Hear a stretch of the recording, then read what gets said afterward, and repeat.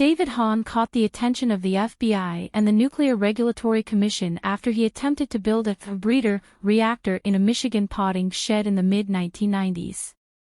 A teenage Boy Scout in Michigan named David Hahn attracted the attention of local authorities in his Detroit suburb. Hahn caught the law's eye when suspicious materials were found in his car. But further investigation revealed a series of backyard science experiments, including the teen's attempt to build a working nuclear reactor.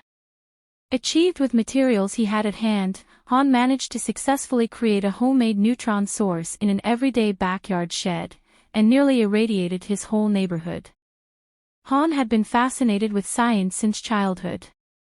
Intending to create a breeder reactor in 1995, the result was less than intended, but enough to capture national attention. This is the unbelievable true story of David Hahn, more popularly known as the Radioactive Boy Scout or the Nuclear Boy Scout.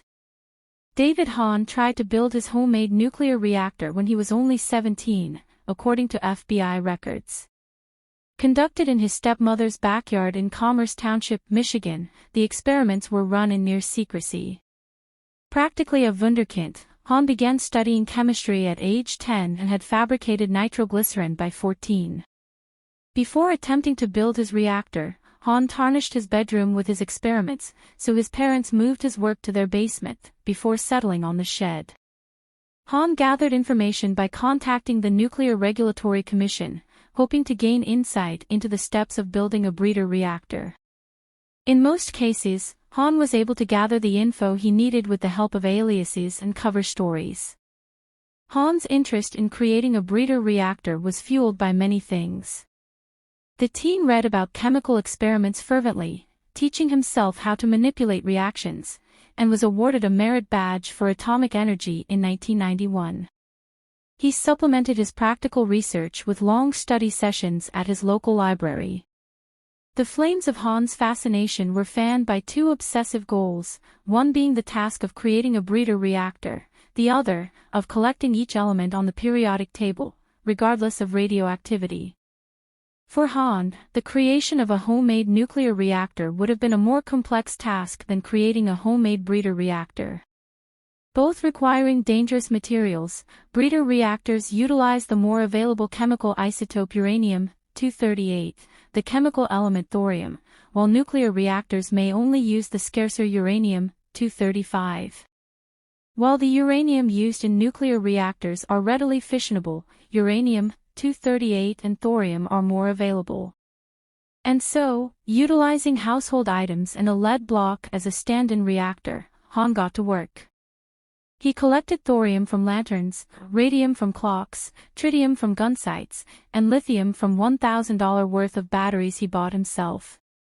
Hahn also employed coffee filters and pickled jars to handle dangerous and potentially deadly chemicals.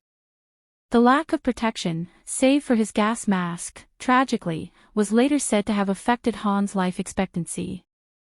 During his shed-bound experiments, Hahn persevered through accidental burns on his skin, turning his hair green, and mistakenly causing himself to pass out. When the experiment met its threshold, Hahn had created a crude neutron source. While unable to produce fissionable fuel at the rate of other reactors, the Boy Scouts experiment was already spreading detectable radiation several houses away. As detected by David Hahn's own Geiger counter, his experiment proved radioactive by the time it was disassembled, and left 40,000 town residents potentially at risk. Police located Hahn's shed after stopping the young teen for unrelated reasons. Finding suspicious materials in his trunk, the scout informed the officers the content was radioactive. From there, it did not take long to uncover the shed and its impact on Hahn's neighborhood. The local police contacted the federal authorities, leading the Environmental Protection Agency to Hahn's doorstep. Those who entered Hahn's shed lab were warned by a misspelled "caution" sign on the wall. Inside, authorities found evidence of Hahn's dangerous hobbies. The remnants of the experiment and materials collected posed numerous health risks, and the EPA declared the property a Superfund hazardous materials cleanup site.